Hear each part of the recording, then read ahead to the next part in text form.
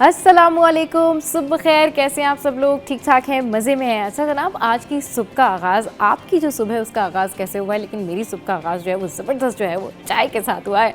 अच्छा जी, सुबह के टाइम पर चाय पीना जो है ना, आपको इतना रिफ़्रेशिंग कर देता है कि इस चाय का मज़ा या तो सुबह के टाइम है या फिर शाम में, जब आप अपनी फैमिली के साथ, फ्रेंड्स के साथ बैठे हुए हों और चाय पी रहे हों, तो इसका मज़ा जो है वो दुबाला हो जाता है। और साथ साथ अगर वीकेंड भी हो तो फिर वीकेंड्स वाइब भी आना शुरू हो जाती हैं। अच्छा जनाब, आज आपने बिल्कुल वही सारी चीज़ें करनी है, जल्दी जल्दी अपना काम रैप अप कर लेना है।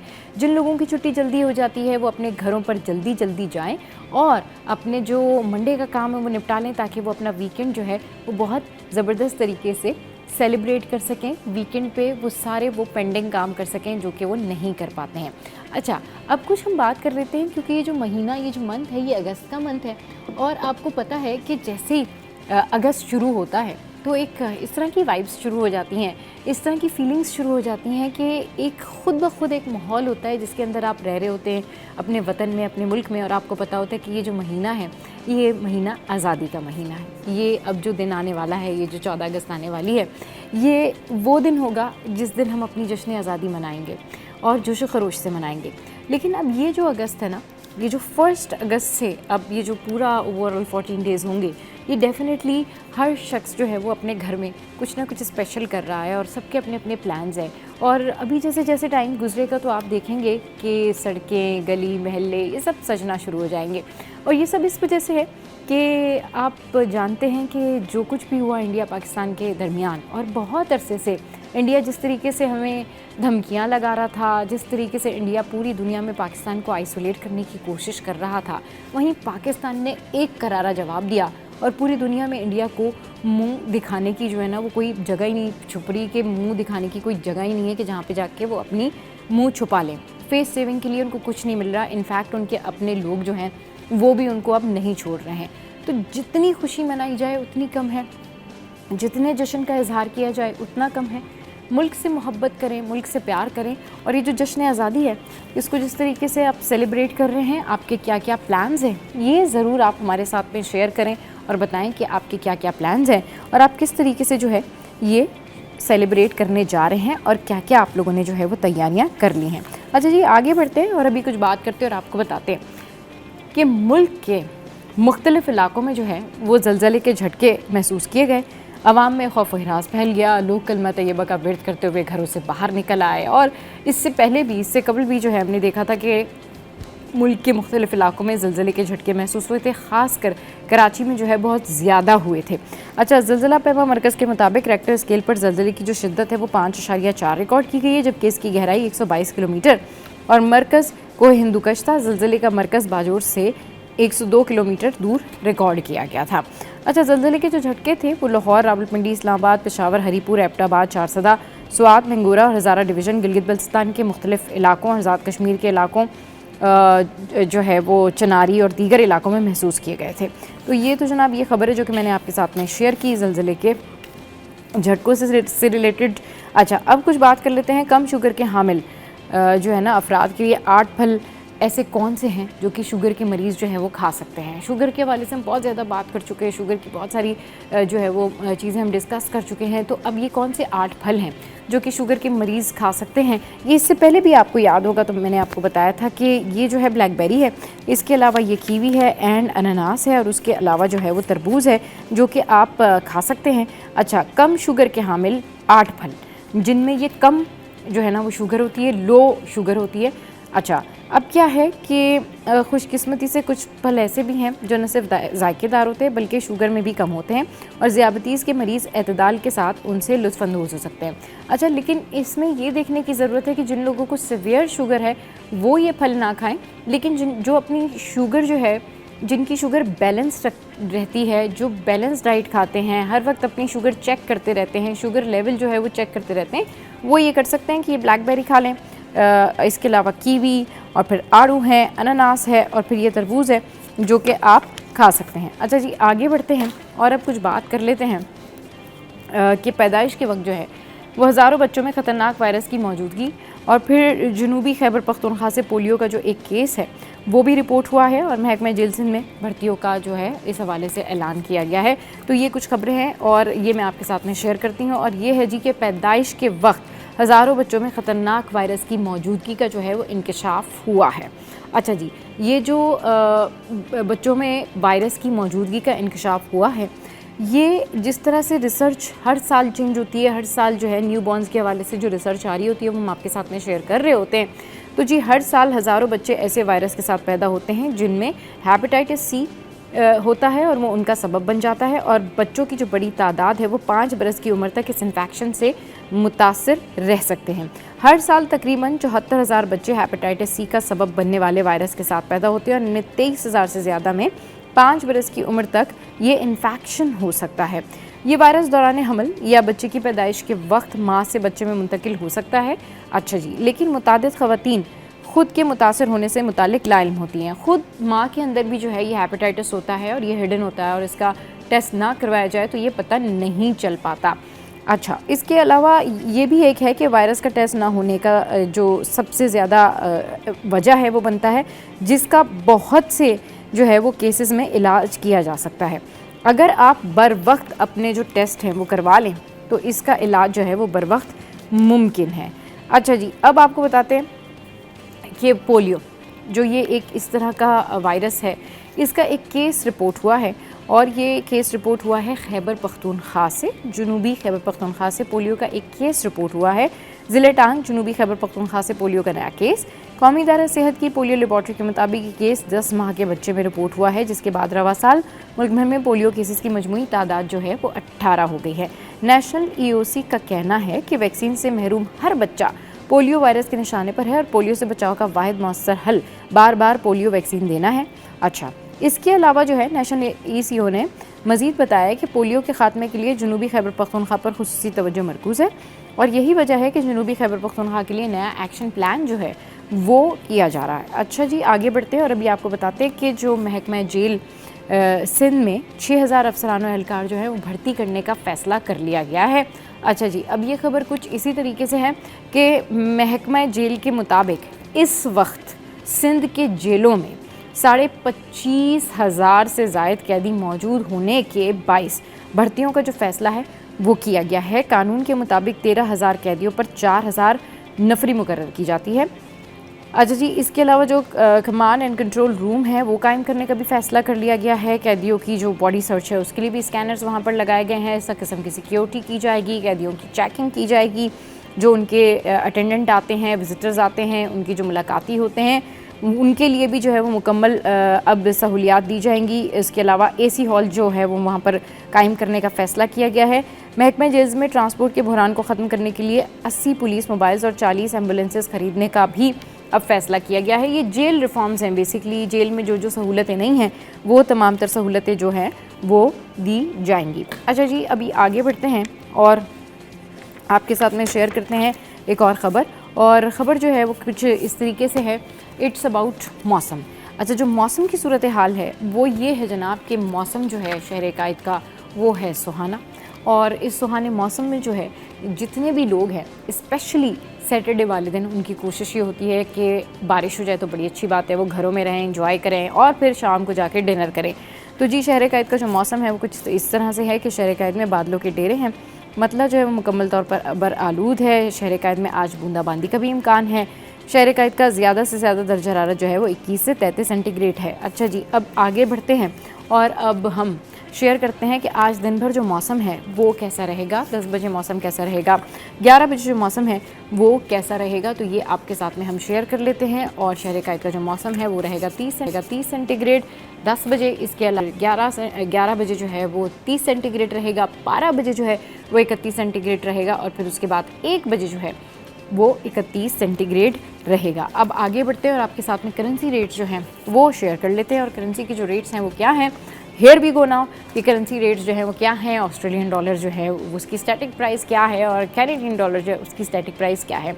ऑस्ट्रेलियन डॉलर जो है वो 187 पर है, कैनेडियन डॉलर 209 पर है, यूरो जो है वो 325 पर है, कुवैती दिनार जो है वो 931 पर है। इसके अलावा UK पाउंड जो है वो 376 पर है, फिर सऊदी रियाल जो है वो 76 पर है, स्विस फ्रैंक जो है वो 349 पर है और US डॉलर जो है वो 285 पर है। अच्छा जी, आगे बढ़ते हैं और अब आपके साथ में शेयर करते हैं कि आज जो हियरिंग्स हैं वो क्या हैं। तो Sindh high court, it's all about today's hearings. Sindh high court bar association की जानिब से भी ख्वाजा शम्सुल इस्लाम एडवोकेट के कत्ल की मजम्मत। अच्छा जी, कानून नाफिज करने वाले इदारे फौरी कातलों को गिरफ्तार करें। हाई कोर्ट बार ख्वाजा शम्स इस्लाम बड़े केसेस में वकालत करते थे। गैर कानूनी तामीरात, ज़मीनों के तनाज़ात केसेस की पैरवी कर रहे थे। मुल्ज़मान की दरख्वास्त ज़मानत, नैब करप्शन केसेस में केसेस की पैरवी करते थे। अच्छा जी, ये जी खबर है। अच्छा, आगे बढ़ते हैं और अभी आपके साथ में शेयर करते हैं दाल माश के प्राइस।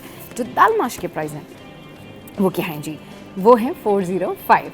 यस, तो आपने ग्रॉसरी करनी होगी तो ये प्राइस आप सुनते हुए जाएं। दाल माश के प्राइस है 405, फिर रिटेल प्राइस है 425, फिर होलसेल प्राइस जो है वो 310 है, फिर उसके अलावा जो है रिटेल प्राइस 325 है, फिर मसूर की दाल जो है वो 250 है, दाल चना जो है उसकी होलसेल प्राइस 340 है, फिर उसके बाद जो रिटेल प्राइस है वो 355 है, फिर काबली चना जो है उसकी होलसेल प्राइस 310 है।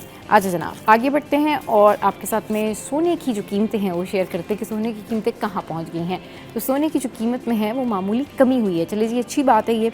आलमी मार्केट में सोना $1 कमी से $3,302 फ़ी ऑन्स पर आ गया, जबकि मुकामी सराफा मार्केट में 1 तोला सोना ₹100 कम होकर 3,52,900 रुपये का हो गया है।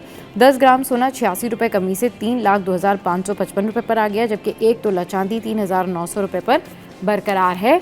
तो ये तो जी प्राइस हमने आपके साथ में शेयर किए ताकि आप जो है अपडेटेड रह सकें और आपको पता हो कि आप सोना ख़रीदने जाएँ या बेचने जाएँ तो आपके पास जो है वो प्राइसेस हों। अच्छा जनाब, शो में यह वक्त एक ब्रेक का। ब्रेक के बाद वापस आएंगे और फिर हमें ज्वाइन करेंगे हमारे सीनियर कॉरेस्पॉन्डेंट। कहीं नहीं जाना, आपने हमारे साथ रहना है। Stay with us. Welcome back, news session में खुशामदीद। तो इस वक्त हमें ज्वाइन किया है हमारे कॉरेस्पॉन्डेंट्स ने और इस वक्त हमारे साथ हैं आज़ाद भाई, हमारे सीनियर कॉरेस्पॉन्डेंट, और हमारे साथ हैं हमारे खुर्शीद रहमानी भाई जो कि हमारे सीनियर कॉरेस्पॉन्डेंट है। अच्छा जनाब, मौसम की ना इन लोगों से सबसे पहले बात करेंगे क्योंकि ये जो मौसम है ये बड़ा औसम है और ऊपर से भाई वीकेंड वाइब है, सैटरडे का दिन है, तो कुछ ये भी पूछेंगे कि लोग कहाँ जा सकते हैं घूमने घुमाने के लिए।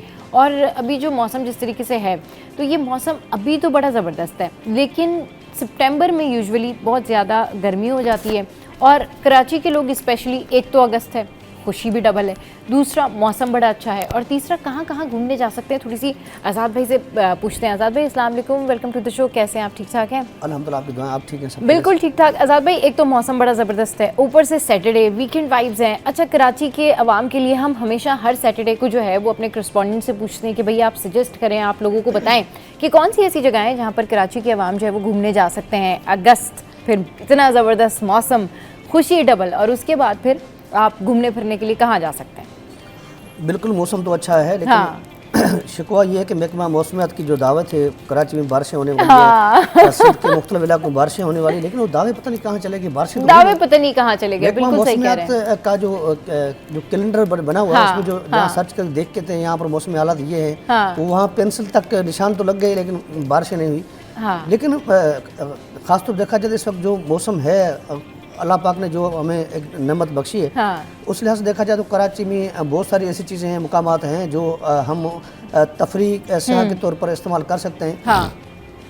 कुछ दिन 2 दिन कबल में एक सोशल मीडिया पर देख रहा था, वीडियो क्लिप चल रही थी जिसमें खासतौर पर KMC के हवाले से कि उन्होंने मेयर कराची ने दावा किया है कि उन्होंने हट्स बनाए हैं, हक्स बेबर, बड़े जदीद किस्म के थे बज़ाहिर उस वीडियो के मुताबिक, लेकिन शहरी वहाँ पर जाकर देखें तो वाकई हट्स इस तरह के हैं या नहीं है, क्योंकि शहरी साहिल समंदर का रुख करते हैं, लेकिन जो हक्सबे की तरफ है या मुख्तलिफ जो साहिल के पॉइंट्स हैं वहाँ पर भी जाकर देखें। साहिल इंतहाई हमारा अहमियत का हामिल भी है, ख़ासतौर पर कराची के शहरियों के लिए। बाकी मुख्तलिफ इलाकों से लोग यहाँ पर घूमने आते हैं, लेकिन हम जो है खुद साहिल पर जाकर तफरी जो है के लिए जाने गवारा नहीं करते हैं, इसलिए साहिल इस वक्त अहम पॉइंट्स है। इसके साथ साथ हमारे मुख्तलिफ पॉइंट्स मैं पहले भी जिक्र कर चुका हूँ।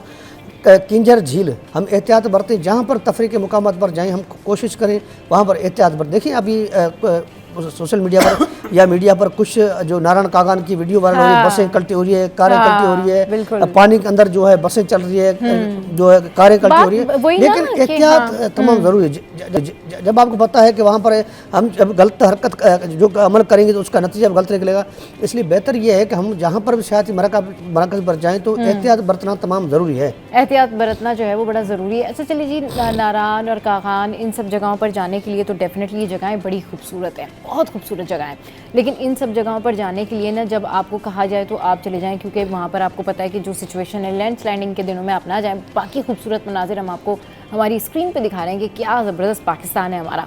अच्छा खुर्शीद भाई, अब कराची हाइट्स कहाँ घूमने जाएं? अभी जैसे आसाद भाई ने कहा कि भाई ठीक है कि चले जी CVO चले जाते हैं, एक तरीके से आवाम की पहुंच में है वो, लेकिन मसला ये वहाँ पर इतना सारा कुछ हो रहा होता है, इतना वहाँ पे और इतनी मिसमैनेजमेंट, फैमिली के साथ लोग जा नहीं पाते।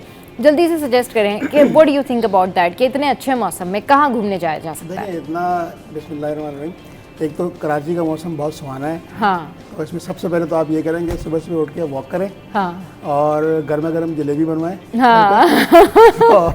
और इसके अलावा सूजी का हलवा बनवाएं। अरे वाह, देखिए जी घर बैठे जो है जबरदस्त चीजें बता दी खुर्शीद भाई ने। घर वालों के साथ भी एंजॉय करें। और बहुत ज्यादा मन चाहे तो बंस रोड की तरफ रुख कर लें। वहाँ पर कचौरियाँ, पकौड़े, समोसे थोड़े से अच्छे मिल जाते हैं और गर्मा गर्म उसको भी एंजॉय करें। उसके अलावा कराची हाइट जो लोग हैं वो करीबी जो तफरीह मकाम है उसके अलावा ये कर सकते हैं कि किमाड़ी जाएं। और किमाड़ी अपनी बोट लें, बोट लेके जो है वो उसको फैमिली में बिठाएं और फिर चले जाए मनोड़ा के साहिल पे। सही, बिल्कुल। मनोड़ा का साहिल ऐसा लगेगा आपको जैसे आप कोई अरब अमारात का कोई साहिल है, दुबई का बीच है। बिल्कुल, क्योंकि वो सफाई के लिहाज से भी बहुत साहिल अच्छा है और महफूज भी है। क्योंकि सामने ही नेवल हेडक्वार्टर भी है, तो इस तरह के जो नौजवान हैं वो वहाँ जाने से गुरेज करते हैं क्योंकि अच्छी पिटाई हो सकती है वहाँ पे अगर चलो जी, तफरीह की बात हो रही है। अच्छा मजे की बात है, इस वक्त हुकूमत सिंध ने मोर का हक जो जश्न आज़ादी की बाज़ाब्ता तौर पर उन्होंने सियाती मुख्तलिफ पूरे सूबे भर के जो सियासत हैं वहाँ पर फीस माफ़ कर दी है मुकम्मल तौर पर। अच्छा आप बम्बोर चले जाए, बम्बोर बिल्कुल करीब है, बम्बोर चले जाए, वहाँ तारीखी वहाँ एक कोई वक्त था, वक्त के बाद ससुई पुनू का दास्तान से लेकर वहाँ चले जाएँ, वहाँ हम तारीख ढूंढें, हमारी तारीख क्या है, वहाँ पर चले जाएँ। अच्छा मज़े की बात ये इस वक्त नंगर पार कारूंजर पहाड़ बिल्कुल इतना दूर नहीं है। हम जाते नारायण कागर क्यों जाएं, हमारे पास अपने पास कुदरत की नेमतें मौजूद है। यहाँ से निकले ठट्टा चला जाए, ठट्टा से बदिन से बड़ा खूबसूरत है, सब जगह जाएं घूमने फिरने। कारूंजर पहाड़ वहाँ पर जाएं, वहाँ पर एक कुदरत का निज़ाम ऐसा है अवाली दौर के, मतलब पुराने दौर के, हमारे अब्बा अजदाद ने देखे उस दौर से पहले के वहाँ पर अच्छा एक जगह पर मंदिर भी है, वहाँ पर मस्जिद भी है। वहाँ पर हर धर्म जो है मजहबी उनके अवतार जो उनके सिलसिले में उनके तमाम तर जो वहाँ पर चीज़ें मौजूद हैं। वहाँ पर चाहे तारीख देखें हम कहाँ दुनिया कहाँ पहुँचे, हम कहाँ पर है, लेकिन हम अपनी तारीख को भूल चुके हैं। वहाँ पर एक पता चले हम यहाँ टारगेट किलिंग हो गई, कचरा हो गया, हम इनसे बाहर ज़रा निकले तो हम जाकर देखिए कारूंजर पहाड़ इतना दूर नहीं है। यहाँ से 1 घंटा ठट्टे का सफ़र है, 1 घंटा बदिन का, 1 घंटा थरपर का, 3 घंटों का सफ़र है। 3 घंटों में आप जाकर देखिए, गड्डी बिट जाकर देखिए, मिट्टी शहर के अंदर है, मिट्टी शहर से आपको नजर आएगा जैसे इस्लामाबाद से नजर आ रहा है। लेकिन हम तफरी के मुकामात इस वक्त सिंध हुकूमत ने मोर का हक जो मुहिम चलाई है, इस मुहिम के सिलसिले में हम उसका फ़ायदा उठाएं। और मज़े की बात यह है महकमा सकाफत की जानब से कराची से खोखरो पार जो बॉर्डर है हमारा, वहाँ तक 0 पॉइंट तक सफारी ट्रेन शुरू करने का फैसला किया है। उस ट्रेन में सफ़र करके वहाँ पर जाए, पर्ची दी वेरी है, जालूचोर है, छोर है, न्यू छोर है, हमारे पुराने जो स्टेशन हैं वहाँ पर खोखरो पार क्या 0 पॉइंट का है, जहाँ से हम खुद जो राजस्थान से यहाँ आए तो हमारा राजस्थान वहाँ कैसा है सारे मनाज़र वहाँ दिखाई देंगे। सही, सारे मनाजिर जो हैं वहाँ पर दिखाई देंगे जी। अगली खबर की जाने बढ़ते हैं और अगली खबर जो है वो भी बड़ी पॉजिटिव है और बहुत अच्छी है। It's about Nawab Shah. अच्छा जी, नवाब शाह में सैलाब मुतासरीन में मालकाना हुकूकी असनाद तकसीम करने की तकरीब से खिताब करते हुए जो है वो आसफा भुट्टो का कहना था कि सिंध पीपल्स हाउसिंग स्कीम के तहत सैलाब मुतासरीन के लिए 21 लाख घर जो हैं वो बन रहे हैं। जबकि खातून अव्वल ने कहा कि स्कीम की ख़ास बात यह है कि हर घर की ज़मीन घर की खातून के नाम है और ये सब कुछ जो है वो बिलावल भुट्टो जरदारी की सोच की वजह से मुमकिन हुआ है। उन्होंने मज़ीद कहा कि जुल्फ़िकार अली भुट्टो के ज़मीन घर और इज़्ज़त के वादे को बिलावल भुट्टो जरदारी जो है वो पूरा कर रहे हैं। कैसे देख रहे हैं आप इस सारी जो प्रोजेक्ट इन्होंने कहा है कि भाई जो 21 लाख घर हैं अब वो दिए जाएंगे और ख़वातीन के नाम ही हों? जी बिल्कुल, सिंध हुकूमत के 2 मनसूबे, एक बेनज़ीर हाउसिंग सेल भी और सैलाब मुतासरीन जो 2022 के थे, उनमें ख़ासतौर पर ख़वातीन के नाम पर जो है घरों की तकसीम की जा रही है, घर बनाकर दिए जा रहे हैं। उसमें बिल्कुल इसको शफाफियत बनाने के लिए सिंध हुकूमत ने बहुत अच्छा फैसला किया। मेरे गाँव में 4 ऐसे ख़ानदान हैं जिनके घर बन रहे हैं, खासतौर वो ख़वातीन के नाम से बन रहे हैं।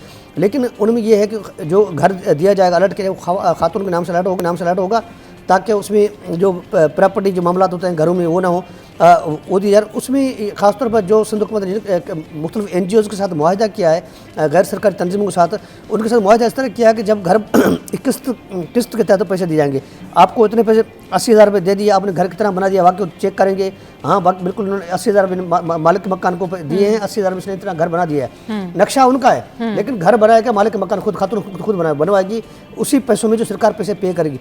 उसके बाद में दूसरी किस्त जारी करेंगे, अच्छा मालिक मकान जो घर उसको आगे बढ़ाएगा, उसको काम पूरा करवाएगा। उसके बाद मुकम्मल होने के बाद में मुकम्मल रकम उसको अदा की जाए, ताकि ऐसे ना हो सिंध हुकूमत किसी को पैसे भी दे, घर भी ना बने, वजूद भी ना हो। इस तरह नक्शा शेप सिंध हुकूमत ने उनको बना कर दिया है। उसके बाद में मालिक मकान खुद जो उनको NGOs पैसे पे करेगी, उसका जो चेक एंड बैलेंस है वो NGOs के हवाले है। उसके बाद सिंध हुकूमत की निगरानी, जिसमें खासतौर पर खालिद महमूद शेख साहब इसके जो चेयरमैन हैं इस मनसूबे के, वो काम करें, साहब सेक्रेटरी भी रह चुके हैं, महकमा अमल दरामद के अच्छे अफसर हैं, बिल्कुल अच्छा काम हो रहा है। लेकिन सिंध हुकूमत को जो खासतौर बेनज़ीर हाउसिंग सेल जो मनसूबा है, इसमें कई मामला जो ताख़ीर का शिकार है, क्योंकि यहाँ पर जो अफसरान तैनात किए गए हैं, वो डेपुटेशन पर तैनात किए मुख्तलिफ महकमों के, उनको समझ नहीं आ रहा है, वो सिर्फ कमाने के लिए वहाँ पर आए हैं। बाकी जो खालिद महमूद शेख जो उस वक्त जैसे मनसूबे के चेयरमैन हैं, वहाँ पर काम अच्छे हो रहे हैं। लेकिन बेनज़ीर हाउसिंग सेल मुबीना तौर पर मेगा करप्शन होने जा रही है। सिंध हुकूमत इस मामले का नोटिस ले, 2 मनसूबे हैं, बेनज़ीर हाउसिंग सेल अलग है, सैलाब मुतासरीन जो है उनकी बहाली का मनसूबा अलग है, वो मनसूबा ठीक काम कर, लेकिन बेनज़ीर हाउसिंग सेल मनसूबा मुकम्मल तौर पर गैर फाल है। उस पर सिंध हुकूमत को मैं निशानदेही करना चाहता हूँ, तो उस पर नोटिस लिया जाए। लेकिन बाकी जो घरों की तमीर है या घरों को फराहमी का मामला जो सिंध हुकूमत कर रही है, ये न सिर्फ नवाबशाह में है, सूबे भर में जहाँ पर सैलाब जो मुतासर हुए थे उनकी बहाली के लिए, उनको आबाद करने के लिए मनसूबा अच्छा, ताकि जो बेघर हो चुके थे अफराद उनको घर देकर मालिक मकान बनाया जा रहा है। सही, ये न्यूज़ तो है।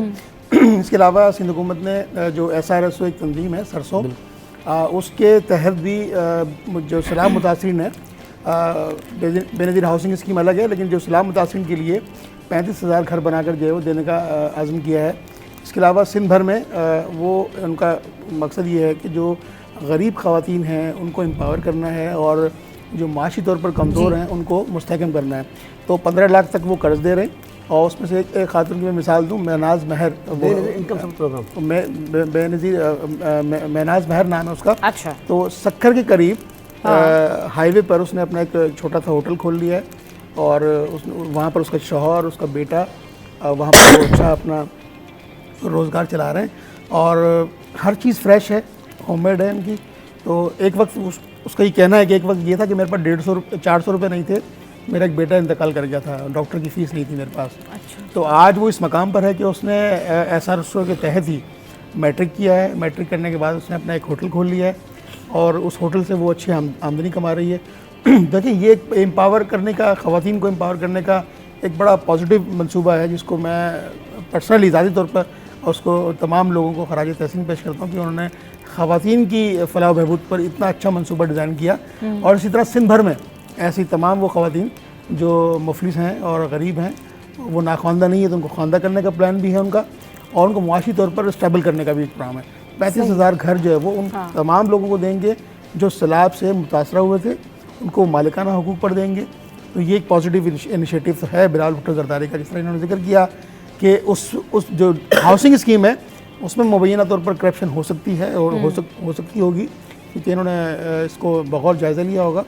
तो अकाउंटेबिलिटी जो है ना सबा, उसमें बहुत ज़रूरी है। सही, अकाउंटेबिलिटी जो है वो बहुत ज़रूरी है। हाँ बिल्कुल। चले जी, शो में अब तो एक ब्रेक का, ब्रेक के बाद जब वापस आएंगे तो फिर दीगर स्टोरीज पर डिस्कशन करेंगे। Stay with us. Welcome back. अच्छा जनाब, जिस तरीके से हम बात कर रहे हैं कि एक तो पाकिस्तान में, कराची में स्पेशली जितनी महंगाई है, और आप देखें कि आवाम जिस तरीके से इस महंगाई से गुजर रहे हैं, आए रोज़ कोई ना कोई चीज़ महंगी हो जाती है। तो अभी जो है ये मैं आपके साथ में स्टैट्स शेयर करने जा रही हूँ कि महंगाई में कमी के हुकूमती दावों के बावजूद गुज़िश्ता हफ्ते 11 अशिया की कीमतों में जो है वो इजाफ़ा हुआ है। अच्छा, ये वफाकी इदारा शुमारियात ने महंगाई से मुतालिक हफ्तावार रिपोर्ट जो है वो जारी कर दी है। ये वीकली रिपोर्ट है जिसमें बताया गया है कि हालिया एक हफ्ते में 11 अशिया ज़रूरिया की कीमतों में इजाफा हुआ, 12 अशिया जो है वो सस्ती हुई और 28 अशिया की जो कीमतों में है वो इस्तेहकाम रहा है। मैं चाहूँगी खुर्शीद भाई आप इसके ऊपर ज़रूर कमेंट करें और बताएं कि ये क्या होता है कि महंगाई कम ही नहीं होती, आवाम को रिलीफ कहीं मिलता ही नहीं है। देखिए, महंगाई तो कम होना एक ख्वाब बनकर रह गया है। हाँ। जो चीज़ बढ़ गई है उससे कम नहीं होना। हाँ। और दूसरी बात, जो मार्केट्स हैं हमारी, मुख्तलिफ जो वेजिटेबल मार्केट्स हैं, फिर दीगर कमोडिटीज़ की जो मार्केट हैं जी, वहाँ पर जो है, और उसके अलावा जो आम छोटी जो तजारती मार्केट्स हैं जहाँ से सब्ज़ियाँ लोग रोज़ाना की बुनियाद पर ख़रीदते हैं, अशिया खुरनोश ख़रीदते हैं, यहाँ पर भी अपने मनमाने रेट्स पर जो है वो चीज़ें फ़रोख्त की जा रही होती हैं। इन सब पर जो इसको चेक एंड बैलेंस की जो ज़िम्मेदारी होती है वो मुख्तलिफ हमारे उमूर हैं। इसमें सिंध हुकूमत का महकमा होता है प्राइस कंट्रोल का, फिर उसके अलावा जो ज़िलाई कमेटियां हैं वो इसमें काम कर रही होती हैं। इसके अलावा फिर कमिश्नर कराची जो कभी प्राइस कंट्रोल करने में कामयाब हुए ही नहीं हैं, चाहे वो दूध की कीमतें हों, अशिया खुरनोश की कीमतें हों, चाहे रमज़ान मुबारक हो। तो कमिश्नर कराची साहब जो है वो चंद एक, और उनके जो असिस्टेंट और डिप्टी कमिश्नर हैं वो मुख्तलिफ जगहों पर कभी कभी जो है वो उनको ये ख्याल आ जाता है कि हाँ हमें कराची की मार्केट्स में जाना है, और फिर वो 2-4 लोगों को जो है वो चालान भी कर देते हैं। तो ये बहैसियत कमिश्नर कराची सिंध हुकूमत की डिपार्टमेंट की ये ज़िम्मेदारी बनती है कि वो जो मनमानी कीमतें हैं तो उनको जो है वो कंट्रोल कर रहे हैं, और दीगर जो ऐसे अनासिर जो ज़ख़ीरा अंदोज़ होते हैं और वो स्टॉक करके जो है वो चीज़ें महंगी बेचते हैं। अब एक आम आदमी है, उसको दाल तो ख़रीदनी है, उसको सब्ज़ी तो ख़रीदनी है, तो इस वक्त भी जो है वो मार्केट में जो भिंडी है वो 250 रुपये किलो दस्तियाब है, अरफी जो है वो 200 रुपये किलो दस्तियाब है, खीरा जो है 150 रुपये किलो दस्तियाब है। जबकि जो एक्चुअल उसकी प्राइस है वो आप देखें, सरकारी नक्शनामा जो आता है उस पर आप देखें तो आप हैरान हो जाए कि आप किस जन्नत में रह रहे हैं। ये जो सरकारी कीमतें हैं, यहाँ की कीमतें और जो जिन नर्ख पर जो है वो चीज़ें फ़रोख्त हो रही हैं उसमें आपको ज़मीन आसमान का फ़र्क मिलेगा। वजह यह है उसको कंट्रोल ना करने की, जो इदारे हैं हमारे, कमिश्नर कराची है और जो प्राइस कंट्रोल डिपार्टमेंट है वो अपना उस तरह से काम नहीं कर रहे कि एक जो प्राइस लिस्ट है उस पर कोई एक चीज़ तो फ़रोख्त करके दिखाए मुझे। सही, कभी भी नहीं होता, कभी नहीं होता। सही। अच्छा चलिए जी, अगली खबर पे जाते हैं, और ये खबर कुछ इस तरीके से है कि ये वकील ख्वाजा शम्सुल इस्लाम के जो कत्ल का मुकदमा है वो दर्ज कर लिया गया है, और इस हवाले से जो है पुलिस हुकाम जो है उनका कहना है कि ये मुकदमा जो है वो शाम में मकतूल के भाई ख्वाजा फैसल की मुद्दत में दर्ज किया गया है, और मुकदमे में कत्ल, इक़दाम कत्ल और इंसदाद दहशतगर्दी की दफ़ा जो है वो शामिल की गई हैं। ख्वाजा शम्सुल इस्लाम अपने बेटे दानियाल के हमरा ख़याबान राहत में वाक़ कुरान अकेडमी में नमाज जुमा और नमाज जनाजा में शिरकत के लिए गए थे। जी, अल्लाह पाक मरहूम को जन्नतुल फिरदौस में आला मुकाम अता कर नसीब करें। बात यह है कि ख्वाजा साहब का जो कत्ल है वो ज़ाती नोयत का है, जिस तरह सूरत सामने आ रही है, लेकिन मामला ये है कि एक अफसोसनाक, मैं उस बात की मज़म्मत करता हूँ कि एक जनाजे के अंदर हमला होना डिफेंस में एक सवालिया निशान है। वो इसलिए निशान है कि कल मैं किसी जनाजे नमाज में शरीक होता हूँ, मेरी किसी से अनबनत है, मुझे गोली मार के कुछ चला जाए, और रियासत की ज़िम्मेदारी बनती है। एक ताजिर की नमाज जनाजा थी, उस नमाज जनाजा में उस ख्वाजा इस्लाम ने, शम्सुल इस्लाम ने शिरकत की है। उसके ज़ाती अना की बुनियाद पर किसी ने उसको आकर जनाजे में गोली मार के उसको कत्ल कर दिया, उसके बेटे को ज़ख्मी कर दिया। उस बेटे का कसूर नहीं था, गोली चल गई। गोली चलने के बाद लेकिन जब एक डिफेंस जैसा पोश इलाका, वहाँ पर ऐसी वारदात हो सकती है। कल खुदा न खास्ता है हमारे प्राइम मिनिस्टर पाकिस्तान हो, वज़ीर आज़म हो, या अपना CM साहब हो, या गवर्नर साहब हो, XYZ, क्या पुलिस का SSP हो, चाहे कोई भी शख्स हो, किसी जनाजे में शिरकत करे, एक SSP है किसी को गिरफ्तार कर दिया टारगेट किलर को, या वो टारगेट किलर आके उस SSP को कत्ल कर दे, ये सरकार के लिए बड़ा चैलेंज है। क्योंकि इस तरह के जनाजे होते हैं या कुछ इवेंट्स होते हैं, उनमें हमारी मुकामी पुलिस की जिम्मेदारी बनती है वहाँ पर मौजूद रहना, क्योंकि जहाँ पर मजमा होता है वह मजमे की हिफाजत करना हमारे रियासत की जिम्मेदारी है। लेकिन जो हुकूमत ने जिम्मेदारी पूरी नहीं की, ये पूरा मलबा डाला जाए हुकूमत पर डाला जाए, या मुकामी इंतजामिया पर, पुलिस पर डाला जाए, या रेंजर्स पर डाला जाए। उन्होंने उनको सिक्योरिटी प्रोवाइड क्यों नहीं की वहाँ पर जहाँ जनाजा हो रहा था। लेकिन ख्वाजा शम्सुल इस्लाम साहब के मामला कुछ कई नोयत के और भी हैं, जिसमें उन्होंने अपने घर में एक बावर्ची था जिसका तल्लुक थरपर कर था, उसकी लाश उसके घर में थी, उसको कत्ल किया गया था। ऐसे उसके गार्ड को जो है कत्ल का मामला था। इस तरह के ज़ाती उसके मामला बहुत सारे बेशतर मामला हैं, लेकिन पुलिस इस मामले की तहकीकात करे, तहकीकातदार इस मामले की तहकीकात करें, क्योंकि वो शख्स एक वकील ज़रूर था, उसके पीछे कई ऐसे मामला थे जो मैं स्क्रीन पर लोगों को क्या बताऊं, क्योंकि वो शख्स जो है इस दुनिया से जा चुका है। लेकिन अल्लाह पाक उनके बेटे को सेहत है, वो सहत्याब, उसका कोई कसूर नहीं था, लेकिन उसके वालिद ने जो कुछ किया उसका अमल जो सब कुछ हुआ दुनिया के सामने देख लिया। लेकिन मामला ये है कि उसका तो कत्ल हो गया, चाहे उसके कई गुनाह हो, कई उसने जुर्म किए हों, क्या एक्सपर्ट कुछ भी किया हो, लेकिन मामला ये हमारी रियासत ने जो लापरवाही बरती है, उस रियासत को सोचना चाहिए कि इस तरह के मामला जो होते हैं उनमें कम से कम इस तरह के मजमे हो या नमाज जनाजा हो या कोई एक्सपर्ट कोई तकरीबात हो, उनमें सिक्योरिटी प्रोवाइड करना वहाँ की मुकामी पुलिस की जिम्मेदारी बनती है। आज ख्वाजा शमसुल इस्लाम का कत्ल का जो मामला है, ये पूरी हमारी रियासत के लिए एक सवाल निशान बन चुका है, एक इम्तिहान बन चुका है, एक टेस्ट केस बन चुका है।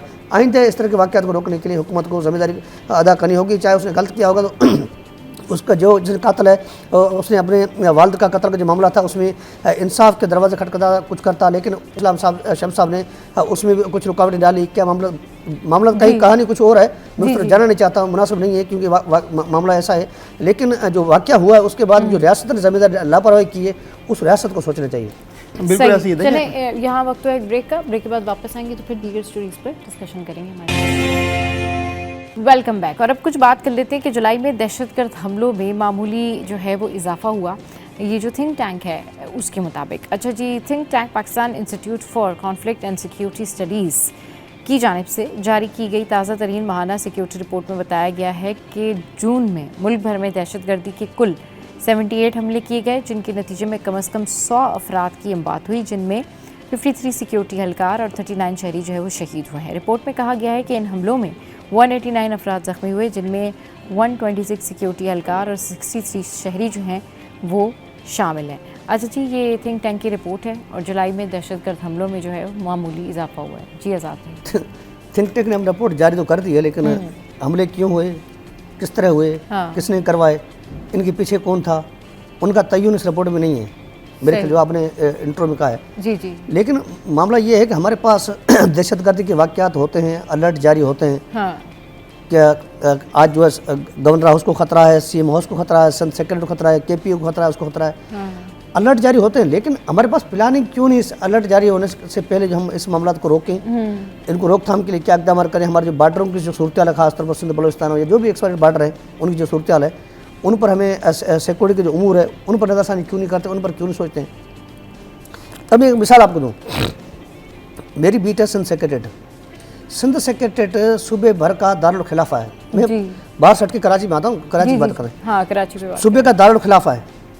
उस पर जो है जो एक SOP बनी हुई है सिक्योरिटी की। अभी मैं मिसाल दूँ, आप चले जाइए KPO के बाहर, जो कराची पुलिस का सरबराह उनके दफ्तर के बाहर, आप 2 मिनट वहाँ खड़ी होकर देखिए, सीटी आम बन जाएगी, भाई यहाँ से हटो, यहाँ से हट जाओ, वहाँ पर सिक्योरिटी सख्त है। आप चले जाएँ रेंजर्स हेडक्वार्टर जो अपना आइए चंद्री रोड पे, वहाँ पर 1 मिनट भी बंदा किसी की बाइक ख़राब हो जाए, अचानक कुछ इंसान को गलती हो जाए, तो मतलब बंदा वहाँ रुक जाए या कुछ कोई भी खराबी हो जाए, तो आप वहाँ सीटियाँ बजना शुरू हो जाएगी, यहाँ से हट जाओ। आप चले जाएँ IG ऑफिस में, उनके बाहर, वहाँ पर 2 मिनट रोड के ऊपर खड़ी हो जाएँ तो आपको वहाँ सीटियाँ बजना शुरू हो जाएगी, यहाँ से हट जाओ, भाई हमारी गाड़ी ख़राब होगी, मैं तकलीफ में रोड क्रॉस कर रही हूँ, कुछ क्या मामला एक्सपायर्ड है, लेकिन वहाँ पर सीटियाँ बच जाएगी। लेकिन बदकिस्मती ये है, गवर्नर हाउस और CM और सेक्रेटरी सख्त है, लेकिन जो सूबे को चलाने वाला दारुल खिलाफा, जहाँ पर पैसे होते हैं, बजट बनता है, सूबे का निज़ाम चलता है, वहाँ पर सिक्योरिटी के निज़ाम ना होने के बराबर है। सूरत हाल ये है कि सिक्योरिटी के एहलकार वहाँ पर ड्यूटी पर मामूर हैं, जो SOP बनी होती है, वहाँ पर जो है 200 से ज़ायद एहलकार मुकर्रर करने थे, लेकिन वहाँ पर 100 से कुछ ऊपर जो एहलकार है वो मौजूद है। स्पेशल सिक्योरिटी यूनिट जो मकसूद मेमन साहब उनकी जानब से वहाँ पर तैनात किया गया। मज़े की बात यह है, 8 घंटे ड्यूटी का टाइम है, लेकिन उन बेचारों से जो है 12 घंटे ड्यूटी ली जाती है, ना ओवर टाइम है, कुछ भी नहीं है, 12 घंटे। अच्छा, उनकी वीकली आप भी नहीं है, हफ्ते की इतवार की वीकली आप भी नहीं है। वहाँ पर कुछ खवातीन भी शामिल हैं, कुछ मर्द भी शामिल हैं। यहाँ तक कि भी गेट पर आपको इंस्पेक्टर, सब इंस्पेक्टर नज़र आएंगे। उनका शिकवा ये है कि वहाँ पर जो सिक्योरिटी जो SOP बनी हुई है सिंध सेक्रेटरीट की, उस SOP के तहत वहाँ पर जो एहलकार तैनात होने चाहिए, वहाँ पर तैनात नहीं है। मेन गेट, एंट्रेंस गेट है, कमाल अतातुर्क जो सड़क है उसको सुप्रीम कोर्ट ने खोल तो दिया, लेकिन वो खोलने के बाद में ये आम पार्किंग बन चुकी है आम शहरों के लिए। वहाँ पर मैंने देखा है कि पड़ोस की जो इलाकों की जो लोग जो गाड़ियाँ पार्क करते हैं, और वजह की बात है वहाँ पर सिक्योरिटी की वजह से सड़क आम डबल सड़क है, वहाँ इलाके की खवातीन जो शाम के वक्त वॉक करती है सन सेक्रेटरी में, मतलब तफरी का मौका बन चुका है। लेकिन बात हमारे जिस तरह कई ऐसे इदारे हैं जहाँ पर सिक्योरिटी के इंतजाम ना होने के बराबर है, उस तरह हुकूमत को चाहिए। ये दहशतगर्दी के अलर्ट हैं या दहशतगर्द थिंक टैंक की रिपोर्ट्स हैं, वो अलग चीज़ें हैं, लेकिन कुछ ऐसी चीज़ें हैं जहाँ पर हम सिक्योरिटी लैब्स हैं, वहाँ पर सिक्योरिटी का निज़ाम ठीक करना होगा। मैं एक मिसाल दी, निशान देखिए सिंध सेक्रेटरी जो सूबे का दारुल खिलाफा, वहाँ पर सिक्योरिटी नहीं है, बाकी क्या होगा सूरत। तो इस अमल को रोकने के लिए, इस अमल को बेहतर करने के लिए हमारी वक्त हुकूमत है या हमारे जो सिक्योरिटी इदारे हैं उनको चाहिए कि उस पर काम करें, उस पर तवज्जो दें, ताकि हम जो आए दिन दहशतगर्दी, टारगेट किलिंग, ख्वाजा शम्स इस्लाम को कत्ल कर दिया, ये हो गया, वो मारा गया, हम का बातें सुन के, मामला सुन के, इस तरह के अलर्ट थिंक टैंक्स के रिपोर्ट सुन के हम तो क्या कहते हैं दिमाग बहरे हो चुके हैं। मेरी उम्र, मेरे बाल सफ़ेद हो चुके हैं, लेकिन मेरे बाद में क्या होगा, मेरी आगे वाली नस्लें क्या सोचेगी, लेकिन कब तक हम सोचते रहेंगे दहशतगर्दी क्या। हम दीगर ममालिक से जंग लड़ सकते हैं, लेकिन हमारे जो इंटरनल मामला है उनको ठीक करने के लिए हम किसी किस्म के इक़दाम नहीं करते हैं। उस तरफ हमें इक़दाम करने चाहिए, उस तरफ हमें सोचना चाहिए, उस पर हम जो गौर विचार जो करना चाहिए, ताकि इस तरह के मामला ना हो। इस तरह के मामला किस तरह ठीक होंगे, इस तरह थिंक टैंक रिपोर्ट दे दी, लेकिन थिंक टैंक रिपोर्ट के साथ साथ उसमें तजावीज़ शामिल होनी चाहिए थी कि इस तरह के मामला को हम किस तरह रोक सकते हैं, किस तरह बेहतर कर सकते हैं। उस तरफ किसी किस्म की कोई तवज्जो नहीं है, ना इसी थिंक टैंक रिपोर्ट में किसी किस्म को निशानदेही है। सही, बिल्कुल ऐसी है। जो इस तरह के इदारे रिपोर्ट से जारी करते हैं, अलर्ट जारी करते हैं, मुमकिन ख़तरा बता रहे होते हैं। हाँ। और हमारे मुल्क पर ज़्यादा ख़तरात लायक हैं, क्योंकि आप देखेंगे बलूचिस्तान का जो चैप्टर है हमारा बिल्कुल डिस्टर्ब हो चुका है। हाँ। और उसकी बहाली के लिए, उसकी वहाँ पर अमन अमान की सूरत को बेहतर बनाने के लिए, या हमारे फाटा के जो इलाके डिस्टर्ब हैं उसकी अमन अमान की सूरत के लिए हमारे जवानों ने शहादतें दी हैं, और हमारे सिक्योरिटी फोर्सेस के लोग वहाँ पर शहीद हो रहे हैं, आम शहरी भी शहीद होते हैं। तो इस रिपोर्ट्स में मुमकिन हल तो नहीं पेश किया गया, इस रिपोर्ट्स में यही इन बातों का जिक्र किया गया कि जो मुल्क की खातिर जिन्होंने अपनी जानों के नजराने पेश किए, और जो मारे गए वो एंटी स्टेट एलिमेंट थे, उनको मार दिया गया, वो हमलों में मारे गए या किसी और तरीके से मारे गए, इस रिपोर्ट्स में ये बताया गया। दूसरा, जहाँ तक अलर्ट की बात है, तो हमें अंदरूनी तौर पर बहुत सारे ऐसे एलिमेंट हैं जो मुल्क के ख़िलाफ़, जो मुल्क की तरक्की, उसकी स्टेबिलिटी नहीं देखना चाहते।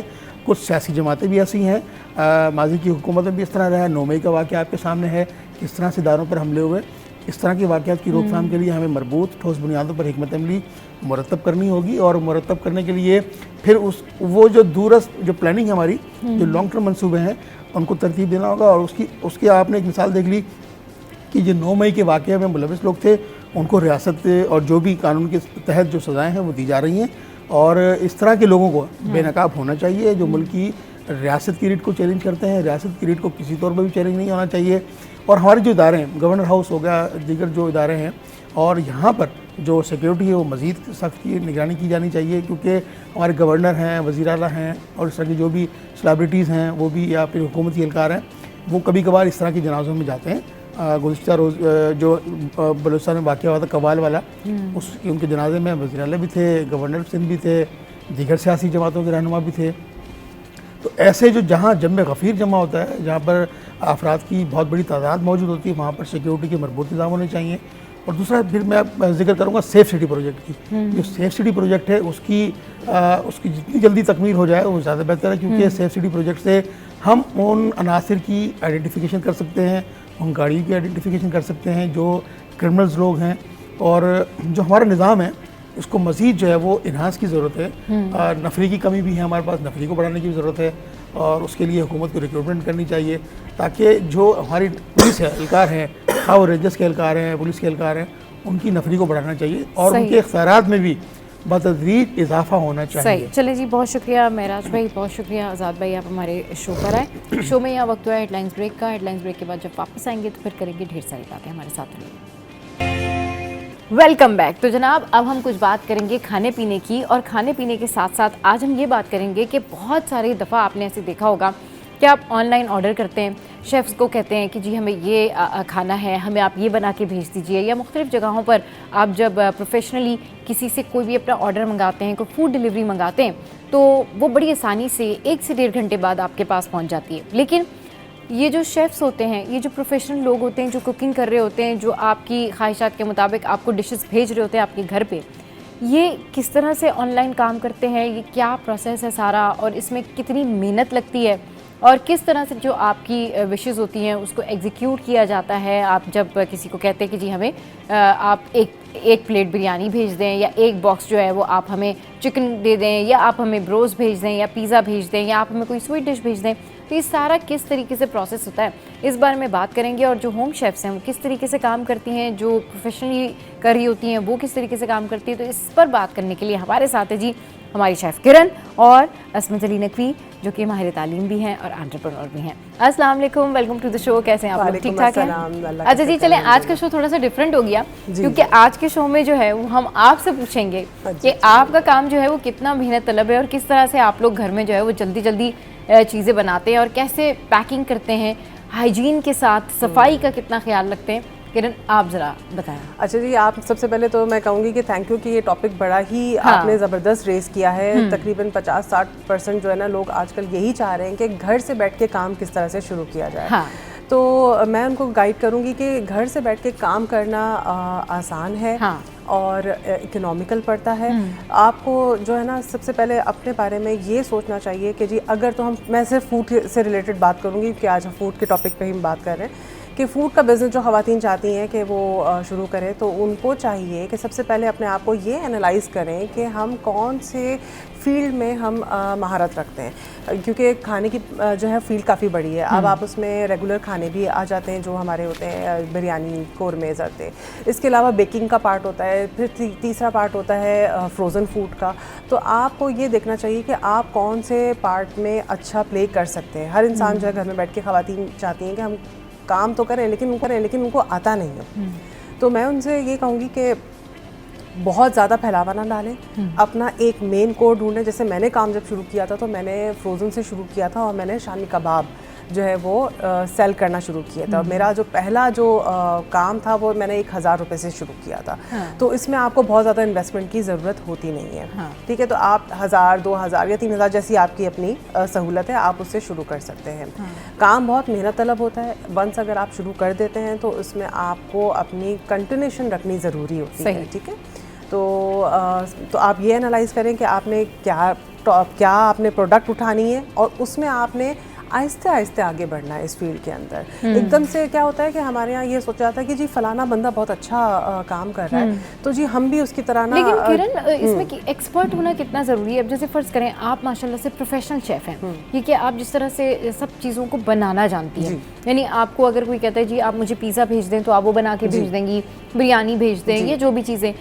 घर से काम करने के लिए खुद टैलेंटेड होना कितना ज़रूरी है? देखिए, मैं वही आपसे कहा कि आपको अपना एनालाइज करना है। देखिए, हर जो खातून है वो कोई ना कोई घर में जैसे मशहूर होता है कि जी फलाना बंदा ना कोफ्ते बड़े मज़े के बनाता है, फलाना जो है ना वो कोरमा बहुत मज़े का बनाता है, फलाना जो है ना बड़े मज़े के समोसे बनाती है, बड़ा अच्छा तुम केक बेक कर लेती हो।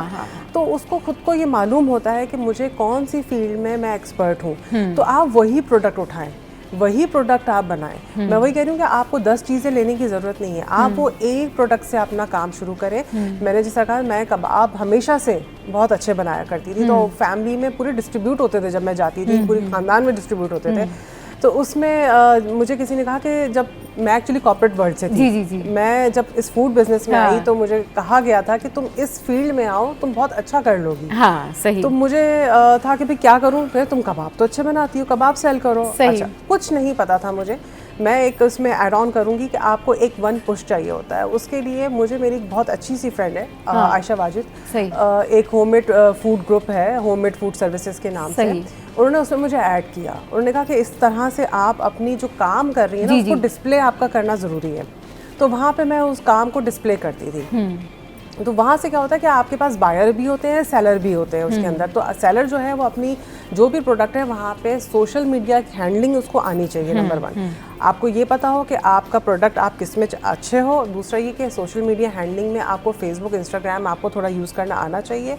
फूड ग्रुप्स बहुत अच्छे बने हुए हैं, वो आपको बहुत सपोर्ट करते हैं। होम बेस्ड बिजनेस जो ख़वातीन कर रही हैं या मर्द हज़रात कर रहे हैं, उसमें डेली बेसिस के ऊपर आपने अपनी फूड पोस्टिंग करनी है। ठीक है, वहाँ से लोग आपको देखेंगे और वहाँ से देखकर आपका फूड ऑर्डर करेंगे। सही। मैम, आप बताएं किस तरीके से ये बिज़नेस किया जाता है घर बैठे, या फिर प्रोफेशनली जो लोग, जो ख़वातीन स्पेशली हैं, कितना बड़ा एक तो चैलेंज है और कैसे करना चाहिए? जी, चैलेंज तो वाकई बड़ा है और अपने कंफर्ट जोन से निकले बगैर तो कोई काम नहीं होता। और आम जितने हमारे कराची का मौसम होता है तो वो दिल करता है कि अपना ही खाना बन जाए घर का, तो बहुत बात है। So if somebody is assisting you या हेल्पिंग यू तो वो एक बहुत बड़ी बात है। उसके लिए ये है कि जैसे ये अभी बता रही थी बहन कि आप जो है आप ये देखें कि आप क्या चीज़ अच्छी बना सकती हैं। जैसे मिसाल के तौर पे ये कबाब अच्छे बना लेती हैं, लेकिन हो सकता है कि आप उससे शुरू करें, लेकिन मैं आपको थोड़ा ये बताऊंगी कि शुरू करने के लिए वाकई बहुत कम पैसों की ज़रूरत होती है। जो आपकी डोमेन है आप अच्छा बना लेती हैं। फॉर एग्जांपल बिरयानी और हलीम कराची में बहुत खाई जाती है, तो अगर वो दो चीज़ें आप अच्छा कर लेती हैं तो initially you begin with that, क्योंकि हर जगह पर आप देखें फौतगी होगी है, कोई पैदा हो रहा है, कोई शादी हो रही है, तो ये दो जो हैं ये हमारे स्टेपल फूड्स हैं। One is biryani and other is haleem in Karachi. तो उसके लिए जो है वो आप शुरू कर सकते हैं। और ये है कि जो मैंने शुरू किया था तो सबसे पहले मैं, क्योंकि जब लोग कोई तारीफ़ करते थे घर वाले, तो मैं क्या करती थी कि अपने खानों की पिक्चर्स खींच लेती थी। क्योंकि आप जब दूसरों की, आप KFC की पिक्चर लगा के फ्राइड चिकन लिखेंगे तो पीपल वोंट ट्रस्ट यू। तो पहले तो क्या मैं करती थी कि बहुत ज़्यादा गैलरी मैंने अपनी बना ली, अपनी पिक्चर्स की। पुलाव बनाया उसकी बना ली, शामी बनाए हैं, कोरमा बनाया है, मीठा बनाया है, डिज़र्ट्स बनाए, तो वो काफ़ी सारे। फिर उसके बाद मैंने सबसे इनिशियली क्या किया था, मैंने एक अपना फूड ग्रुप व्हाट्सएप बनाया था, अपने एक्वेंटेंस के लोगों को डाला था, जिनको मैं जानती थी। एंड आई टेक्सटेड देम, या मैंने उनको वॉइस मैसेज अलग से भेजा, if you want to be here fine, अगर आप चाहें तो यू कैन मूव ऑन। उसमें मैं अपने डेली के पिक्चर के साथ, और एक सबसे पहले आपको अपना मेन्यू विद प्राइस लिस्ट बनाना होता है, प्राइस लिस्ट बनानी। तो फिर वो क्या था कि एक ग्रुप बनाया, उसमें 8-10 लोग थे। Initially they started you know, फिर जब किसी को अच्छा लगता है they fall in love with your food. और मेरी क्या कोशिश होती है, जो एक बहुत बड़ी टिप है सबके लिए, आप बचत करने की कोशिश नहीं करें। अगर आप चाहते हैं वो बंदा आपको दोबारा ऑर्डर करे, you have to have a very good taste. वो इतने मजे का हो कि लोग कहीं और जाए नहीं, they would bound to order you. उसके लिए मैं क्या करती हूँ, जैसे मिसाल के तौर पे हम एक खोए का हलवा बनाते हैं, सूजी का खोए का हलवा हो गया, या बादामी खीर हो गई, उसमें खूब सारा खीर में बादाम भी डालें, खोया भी डालें, किसी चीज की बचत नहीं करें, क्योंकि जब जायका होगा people won't mind paying you. अच्छा, इसमें ये ना कि जितना खालिस तरीके से आप लोगों को सर्व करेंगे उतना अच्छा रिटर्न, और वो सफाई और हाइजीन से बना होता है, तो उसका जायका खुद बोलता है, जायका, क्योंकि हम ये नहीं चाहते कि हमें कोई एक बार ऑर्डर करे और दोबारा ना करे। तो मैं भी जैसे अल-क़याम फूड केटरर्स और इवेंट प्लान से रन कर रही हूँ, तो मेरा भी यही होता है कि जो मुझे ऑर्डर करता है by all means I fasten my seat belt, और मुझे पता होता है कि मुझे बेस्ट करना है। तो मेरी फ्रेंड्स 5-6 लोगों से लेके it's up to 200 to 300 people हम केटरिंग करते हैं। सही। अच्छा किरण, हम ये देख सकते हैं कि टेबल पे किरण जो है ना काफ़ी सारी चीज़ें लेकर आई हैं, और ये ज़रा बताएंगी कि किस तरीके से जो है ये प्रोडक्ट तैयार होती है, यानी फूड तैयार करती हैं, फिर उसके बाद इसको बॉक्स में रखती हैं, क्या क्या चीज़ें चाहिए होती हैं? देखिए, सबसे पहले जो है ना आपको जब आप काम शुरू करते हैं ना, हाइजीन का बहुत ज़्यादा ख्याल रखना पड़ता है। ठीक है, हाइजीन के लिए आप जब घर में काम कर रहे हैं, तो देखिए ये तो बात क्लियर है कि आप घर में काम कर रहे हैं तो वो खाना आप खुद भी खा रहे हैं और लोगों को भी दे रहे हैं, क्योंकि कमर्शियल केटरिंग तो है नहीं। घर की जो केटरिंग होती है वो इसीलिए लोग होममेड फूड पर आ गए कि भाई घर की खातूनें साफ़ सुथरे तरीके से ये बना रही होंगी, लेकिन उसमें हमने एक्स्ट्रा एफर्ट दो डालनी है। उसमें ये कि हमने जब काम करना है, जिसमें हम मसाले अगर मिलाते हैं, तो हमें ये इस तरह के ग्लव्स आप ज़रूर एक पेयर लेके रखें और उसका इस्तेमाल आप करें। साथ में अगर आप काम कर रहे हैं तो सबसे ज़्यादा जो नुकसान की बात होती है ना, वो ये कि अगर आपका खाने में बाल आ गया तो कस्टमर वापस पलट के आपके पास नहीं आएगा। तो अगर आप स्कार्फ पहनते हैं तो ठीक है, लेकिन घरों में यूजुअली स्कार्फ नहीं पहनते, तो आप ये कैप पहन सकते हैं। ठीक है, ये कैप जो होती है कि आपको भारी भी नहीं पड़ती है और आपके बाल भी सारे इसके अंदर कवर रहते हैं। तो जो खदशात होते हैं कि जी अगर बाल आ गया तो वो उससे आप सेफ हो गए। तो अपनी हाइजीन का यहाँ पे ख्याल रखें। दूसरा ये कि आपने पैकेजिंग मटेरियल पे थोड़ा सा काम करना है, ताकि जितना अच्छा डिस्प्ले होगा कस्टमर के पास, जितनी खूबसूरती के साथ आपका खाना जाएगा, उतना ही वो ज़्यादा प्रेजेंटेबल। आज तो पता है आपको सोशल मीडिया का ज़माना है, तस्वीरें खींच के लोग डाल देते हैं कि जी हमारे पास से फ़लानी तरीके से आया था। और मेरे काफ़ी सारे फूड आइटम जो होते हैं उनकी तस्वीरें, पिक्चर कस्टमर खुश होकर खींच रहे होते हैं, बड़ा हाइजीनिक तरीके से आया है। तो एक तो पैकेजिंग मटेरियल पे आप काम करें। आप हर इलाके के नियर बाय में एक स्टोर ऐसा होता है जहाँ पे आपको पैकेजिंग मटेरियल मिल जाता है आसानी से। अगर ये ग्लव्स जो हैं वो आप ज़रा पहन के लोगों को दिखाएं, और ये थोड़ा सा नेट जो है इसको खोल के, कि ये इस तरीके से आपने हाइजीन के साथ जो है ये काम करना है। ये जो बॉक्सेस रखे हुए ना सामने बिल्कुल, ये अगर आप देखें ये देखिए तो ये हाँ ये आपने इस तरह से पहन लिया, ठीक है। हाँ, आप बेशक कंफर्टेबल ना भी हो तो इससे दो बातें हैं। देखिए, एक तो ये आप खुद भी सेफ रहेंगे। शुरू में जैसे मुझे अपना OCD का प्रॉब्लम है, तो मैं हमेशा हाथ धोती थी। मुझे जब मैं अपनी कोई पिक्चर वगैरह डालती थी मसाला या कुछ चीज़ उठाते हुए, तो मुझे ये कमेंट्स आते थे कि जो आप तो ग्लव्स पहनती ही नहीं है। तो मैं कहती, दिल में सोचती थी यार मैं हर 5 मिनट हाथ धो रही हूँ, आप किसी को क्या पता। लेकिन उससे ये हुआ कि जब आप मसाला मिक्सिंग करते हैं ना, तो कुछ मसाले ऐसे हार्मफुल भी होते हैं जो आपकी अपनी स्किन को नुकसान दे हाथों पे और नाखून के लिए आपके लिए नुकसान तो होता है, फिर वो यहाँ बर्निंग शुरू हो जाती है। हाँ, जलन होने लगती है, नेल्स में प्रॉब्लम होना शुरू हो गया था। मैंने प्रॉपर डॉक्टर से फिर मैंने इसका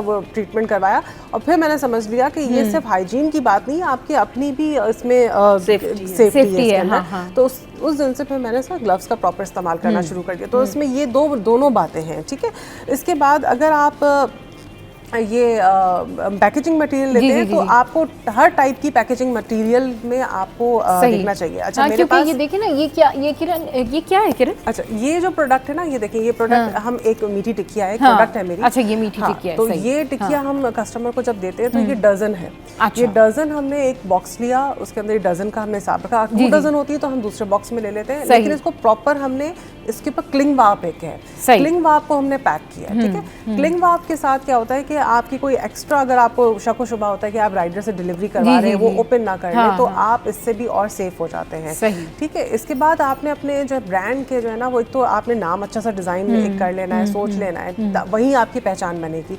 उसके हवाले से आपने कुछ स्टिकर्स वगैरह बना लेने ताकि वो आप अपने बॉक्स पे डिस्प्ले कर सकें। ये सारी बातों का अगर आप ख्याल रखेंगे तो आहिस्ता आहिस्ता हर बंदा जो है वो ग्रो करना लग जाएगा।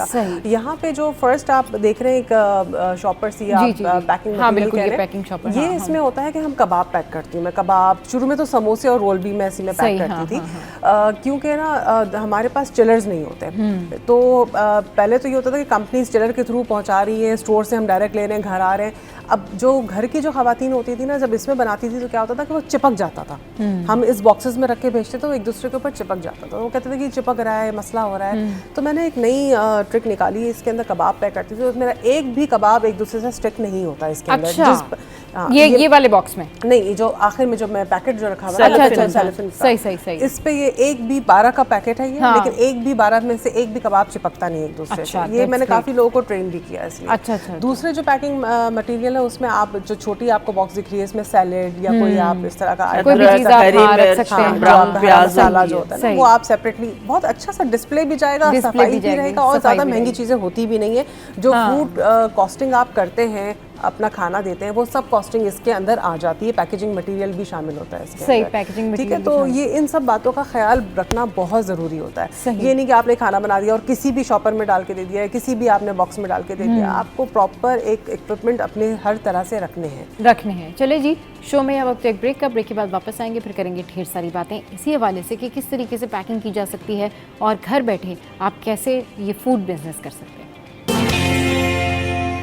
Welcome back. तो बात हो रही है खाने पीने के हवाले से, और ये जो होममेड शेफ़्स होते हैं ना, ये बहुत टैलेंटेड होते हैं। यकीन करें, ये कहना आसान है कि घर बैठे आप काम कर रहे हैं, लेकिन बात वही है भी, जैसे किरण ने बात किया, मैम ने बात की, कि आपको जो है ना अपने कंफर्ट जोन से बाहर निकलना पड़ता है। हमारे यहाँ मैम बहुत सारी ऐसी ख़वातीन हैं जो बहुत टैलेंटेड हैं, लेकिन वो अपने कंफर्ट जोन से बाहर नहीं आती। उनके पास टैलेंट है, वो बहुत अच्छी मेकअप आर्टिस्ट भी हैं, मतलब वो ये नहीं कि वो अपने मेकअप में भी बहुत एक्सपर्ट हैं, वो बहुत अच्छी कुक भी हैं, वो बहुत अच्छी जो है वो अपने कपड़े भी सी लेती हैं, कटिंग वगैरह भी कर लेती हैं। मगर क्या है कि वो जो कंफर्ट जोन है ना, उससे उन्होंने बाहर नहीं आना। उसके बहाने भी बड़े सारे होते हैं कि नहीं, वी डोंट नीड दैट, नहीं वी आर हैप्पी, हाँ हमारे पास टाइम नहीं है। तो अच्छा, फिर एक वक्त आता है कि वो इतनी बोर हो रही होती हैं, तो वो उस टाइम को मिस कर रही होती हैं कि भाई वो टाइम अगर हम यूटिलाइज कर लेते तो आज ये टाइम हम काम करके एंजॉय कर रहे होते। क्योंकि इन दी एंड आप अपने घर का काम करते हैं, ये बहुत अच्छी बात है, आप अपने घर को संभालते हैं, ये बहुत अच्छी बात है।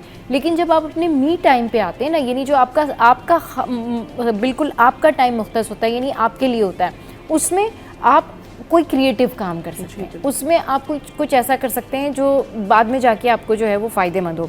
जस्ट लाइक मेरी अम्मी, उनको बहुत सारी चीज़ें आती हैं, यानी कि वो पता नहीं कौन कौन सी उनको बना लेती हैं, वो गले भी, सिलाइयाँ भी, बहुत सारी चीज़ें, यानी कि बहुत शी इज़ माशाल्लाह so much expert in many departments. But क्या होता है कि वही उनको ज़रूरत नहीं थी, और वही कि बस वो घर में ही। अभी वो मुझे कहती है अच्छा अगर अभी जब मैंने वो किया होता तो आज मैं जो है वो बोर नहीं हो रही होती, आज मैं जो है वो जा रही होती, मेरे भी जो है ना वो कोई इंस्टीट्यूट होता, मैं भी किसी को सिखा रही होती, तो मैं आज बोर नहीं हो रही होती। तो अगर आप चाहते हैं कि फ्यूचर में आप बोर ना हो और फ्यूचर में बस आप घर में ही ना बैठे रहें और सिर्फ टीवी पे ड्रामा ही ना देखते रहें, तो ये वो टाइम है जिसको आप यूटिलाइज करें और काम करें। क्योंकि मैम बहुत सारे लोग ना इसको नेगेटिव भी ले जाते हैं कि नहीं हमें क्या ज़रूरत है काम करने की, या हमारा हस्बैंड तो बहुत अच्छा कमाता है, या हमें क्या ज़रूरत है। मैं आपको इसकी एक बात बताती हूँ कि कमिटमेंट जो है वो बहुत बड़ी ब्लेसिंग है। कोई बंदा थोड़ा सा भी पढ़ा लिखा हो, he should keep himself or herself busy। क्योंकि एक तो आपको फाइनेंशियल स्ट्रेंथ मिल रही है, ठीक है। मेरी बहुत सारी फील्ड्स हैं जिसमें मैं काम करती हूँ, लाइक मैं एजुकेशनिस्ट हूँ, 26 years, मैं ऑस्ट्रेलियन सर्टिफाइड हूँ, I train teachers nationally and internationally, लेकिन कुकिंग इज माई पैशन। अब जो आपका पैशन है उसमें आपको जॉब सेटिस्फेक्शन होती है, you take time out of your busy schedule, और कभी आप बिल्कुल फारिग हैं, आपने आराम से नमाज पढ़ी, आपने चीज़ों को मैरिनेट किया, you do a hang out with your friends, you come back, और फिर आपने शाम में वो मजे का खाना बना के अपनी किसी फ्रेंड को भेज दिया।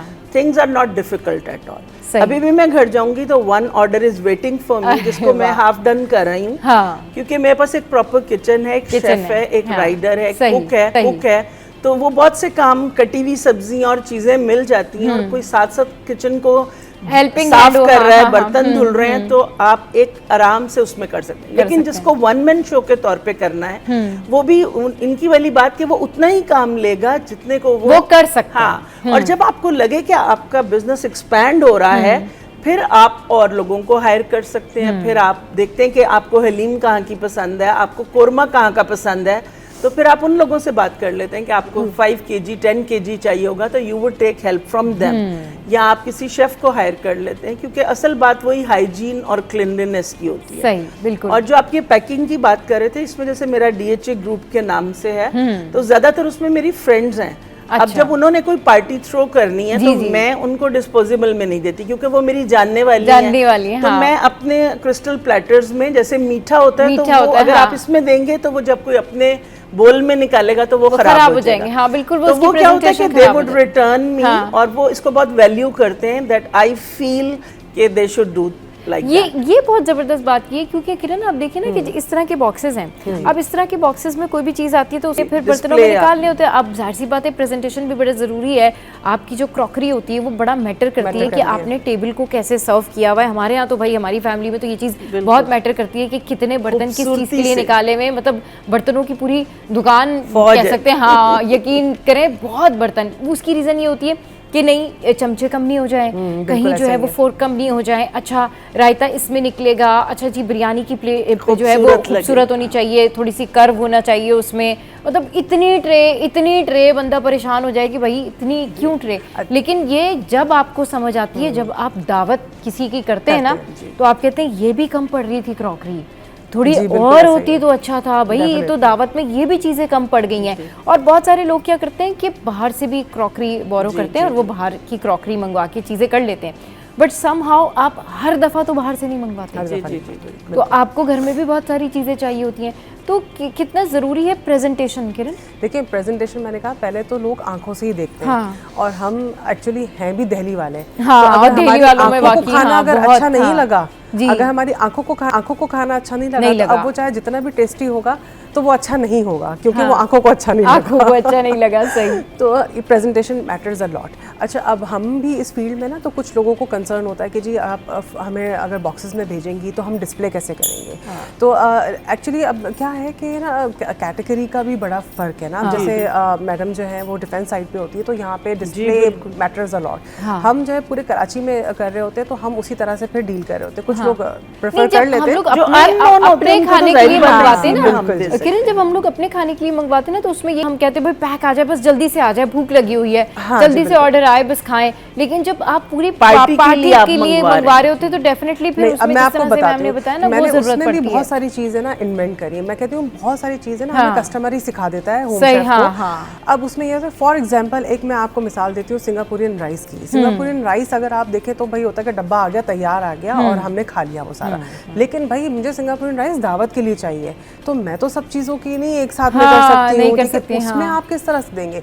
उसमें फिर मैंने ये किया कि मैं राइस सेपरेट देती हूँ, नूडल्स अलग देती हूँ, उसकी ग्रेवी अलग देती हूँ, उसके सॉस अलग देती हूँ, उसकी टॉपिंग्स अलग देती हूँ, वो सब चीज़ें अलग होती हैं। फिर आप उसको असेंबल कर, हाँ वो बहुत सारे बॉक्सेस हो जाते हैं, लेकिन ये कि उनकी दावत अच्छी होती है। देखिए हमें तो यही रखना ना कि आखिर में कस्टमर का फीडबैक कैसा आ रहा है, हमें तो फीडबैक पे, क्योंकि देखिए हमारे घर से जो लोग काम करते हैं उनका फुटफॉल नहीं होता है कस्टमर का कि आने जाने वाला बंदा ले, तो हमारे पास जो क्लाइंट बन गए हैं ना, तो हमें उनके साथ सस्टेन रखना है और उनके साथ वही, जैसे मैडम ने भी कहा कि भाई टेस्ट में कॉम्प्रोमाइज नहीं होना चाहिए, क्वालिटी में कॉम्प्रोमाइज नहीं होना चाहिए, क्वांटिटी में कॉम्प्रोमाइज नहीं होना चाहिए। अगर आप 1 किलो कह रहे हैं तो 1 किलो से ज्यादा हो, 1 किलो से कम ना हो। हमारे पास वेइंग स्केल होता है, मेरी हमेशा कोशिश होती है कि 1100 या 1150 ग्राम्स चला जाए, बल्कि जब आप इस बोल को ऊपर रखेंगे तो फिर हम 0 एरर करते हैं, क्योंकि इसका भी 13-14 ग्राम वजन होता है, बिल्कुल to be on safer side. देखिए कोई भी अगर मंगवाता है ना, कितनी जरूरी है, क्योंकि बहुत सारे लोगों का ये कॉन्सेप्ट होता है, बहुत सारे शेफ्स क्या करते हैं इस तरह के जब ऑर्डर आए ना, तो पहला ऑर्डर तो बड़ा अच्छा दे देते हैं वो जी,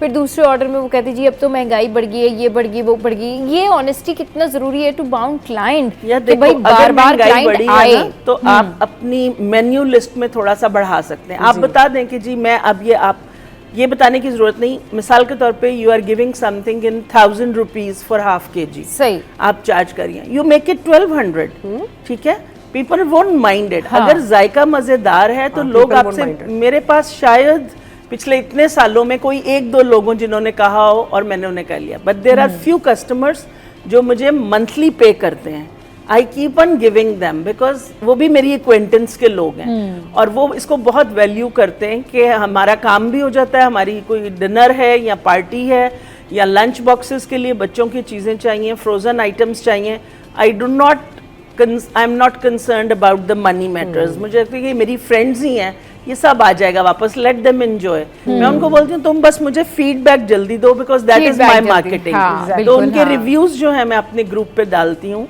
और उनके ऑर्डर्स भी डालती हूँ ताकि people should get to know that how many of them are buying and enjoying the food. सही, हमारे यहाँ जितना टैलेंट है और हमारे यहाँ यकीन करें जो देसी हमारी जो बहनें हैं या अम्मियाँ हैं जितनी भी, वो इतने मज़े के खाने बनाती हैं कि ये इतने रेयर होते हैं कि लोग रेस्टोरेंट तलाश कर रहे होते हैं कि कहीं ऐसा कोई मज़े का खाना मिल जाए। लेकिन क्या होता है, कुछ लोगों को अवेयरनेस नहीं होती, कुछ लोगों के इतने रिसोर्सेज नहीं होते, कुछ लोगों के पास तालीम नहीं होती और कुछ लोग क्या होते हैं कि वो वाकई खुद ही नहीं करना चाहते, वो कहते हैं नहीं we don't want to do that, हमें ज़रूरत नहीं है। अच्छा, ऐसे लोगों को आप क्या पैगाम देना चाहेंगी किरण, आप भी जो ये कहते हैं कि नहीं हमें तो ना, हमें पैसों की भी ज़रूरत नहीं है, हमें कोई ज़रूरत नहीं है, ये कितना ज़रूरी है अपने आप को बिज़ी रखना किसी ऐसी एक्टिविटी में जो आपका पैशन है? देखिए जिंदगी जो है ना वो ऐसी बेकार आने का नाम नहीं है, ठीक है ना, कुछ करके जाएं। घर की खवातीन अगर आप खाना नहीं पकाना चाहती, आप कुछ और करना चाहती हैं, पेंटिंग करती हैं तो आप अच्छी आर्टिस्ट बन जाएं, आपके पास सिलाई का हुनर है तो आप अच्छी उसमें सिलाई स्टिचिंग में आ जाए। कुछ ना कुछ इंसान को देखें मसरूफियत रहनी ज़रूरी है, कुछ नहीं तो जैसे मैडम एजुकेशन आप देती हैं तो आपके पास कोई तो एक हुनर होगा, कोई तो एक ऐसा हुनर होगा जो आप लोगों में बांटें। लोगों में बांटने से आपका अपना तजर्बा ज़्यादा हो जाता है, ठीक है। तो वही बात है कि इन द एंड आप रिग्रेट करें कि हमने ज़िंदगी में कुछ किया ही नहीं, तो उससे बेहतर है कि जब आपके पास ताकत है, आप कर सकते हैं तो आप करें, अपने लिए नहीं दूसरों के लिए कर दें, ठीक है। तो काम ज़रूर करें, किसी एक फील्ड में ज़रूर आएँ, अपनी लाइफ को इस तरह बेकार ना आप एंड करें। सही मैम, अप्रिसिएशन जो है ना वो हमारी अपनी वेल बीइंग के लिए बहुत ज़रूरी है। मुझे फाइनेंशियल स्ट्रेंथ नहीं चाहिए, अगर कोई ये कहे कि मुझे पैसों की ज़रूरत नहीं है और मुझे अपने कंफर्ट जोन से नहीं निकलना। और आपको पता है आप जितना अपने कंफर्ट जोन में रहते हैं you keep on thinking on petty issues, बिल्कुल ऐसी चीज़ों पर आप हर वक्त सोचते रहेंगे और एक विशियस सर्कल में चले जाएंगे। नेगेटिविटी में आपकी अपना, वो कहते हैं empty mind is devil's mind. So आप जब कोई आपको अप्रिशिएट करता है तो ये आपकी वेल बीइंग के लिए बहुत अच्छा है, ये आपको मेंटली और साइकोलॉजिकली बूस्ट दे रहा है टू फेस द चैलेंजेस जिनके ऊपर आप अपनी जिंदगी में, हर बंदे को कई टेंशन्स कई परेशानियां होती हैं, आप कोप कर लेते हैं जब आप अपने आप को कमिट रखते हैं समथिंग वैल्यूएबल। अच्छा, बात सारी यही होती है ना कि आपकी जो कमिटमेंट होती है वो बड़ा मैटर करती है, आपका पैशन बड़ा मैटर करता है। समहाउ हमारे यहाँ पर जो लोग सीखना चाहते हैं उनके पास रिसोर्सेज नहीं है, जिनके पास रिसोर्सेज हैं वो करना नहीं चाहते। तो यूजुअली अगर आप देखें ना तो हर घर में जो एक लड़की, हर घर में जो एक औरत बैठी हुई है ना, उसके पास कोई एक ऐसा टैलेंट है कि वो अपना टैलेंट आगे ले जाके कोई भी ऐसा काम कर सकती है कि जिससे यहाँ पे एक चीज अनाउंस ये आपके मीडिया के थ्रू करना चाहूँगी। कोई भी जो कि अच्छा फ्रोजन फूड बनाता है, शी मे कॉन्टेक्ट मी।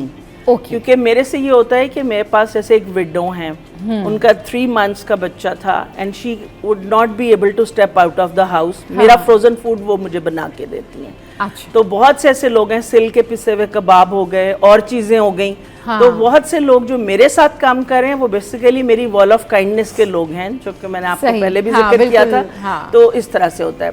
इसी तरह जो मेरा एजुकेशन मेरी डोमेन है, तो हम गवर्नमेंट स्कूल के टीचर्स को फ्री ऑफ कॉस्ट मैं spoken English language courses in गर्मियों की छुट्टियों में करवाती हूँ। ये सब चीजें ज़कात होती हैं हमारे उस हुनर की जो अल्लाह ने हमें अता किया होता है। बिल्कुल। तो अगर कोई भी फ्रोजन फूड का अच्छा काम जानता है तो आप मेरा नंबर स्क्रीन पर चला सकते अगर हैं। आप फ्रोजन फूड से रिलेटेड एक्सपर्ट हैं और उसका काम जानते हैं तो आप कांटेक्ट कर सकते हैं इसमें मैम को। डेफिनेटली आपके लिए एक अच्छी अपॉर्चुनिटी होगी।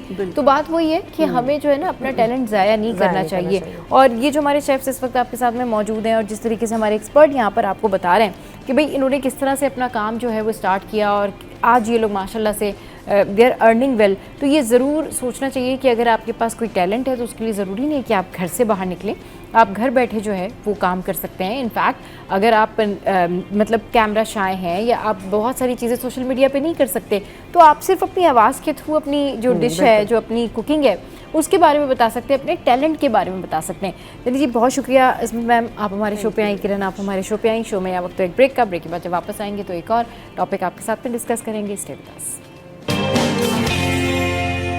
Welcome back. अब कुछ बात कर लेते हैं मेंटल पीस के हवाले से कि जो आपका जो जहनी सुकून है ये कितना ज़रूरी है और किन चीज़ों की वजह से आप मेंटल पीस जो है वो हासिल कर सकते हैं। अच्छा, बहुत सारे लोगों के लिए जो मेंटल पीस है, अभी ब्रेक के लिंक में ना हम लोग बड़े मज़े की बातें कर रहे थे, तो हमारी जो गेस्ट हैं उनसे भी बात कर रहे थे, सना से, और हम ब्रेक के लिंक में अपनी टीम से भी बात कर रहे थे। तो बात यही हो रही थी कि मेंटल पीस के लिए क्या ज़रूरी है। तो किसी ने कहा जी पैसे बड़े ज़रूरी हैं, किसी ने कुछ कहा, किसी ने कुछ कहा, मैंने भी अपनी ख्वाहिशात का इजहार कर दिया। लेकिन इन दी एंड इन तमाम तर चीज़ों से हट के मेंटल पीस जो है ना वो दिल के सुकून का नाम है।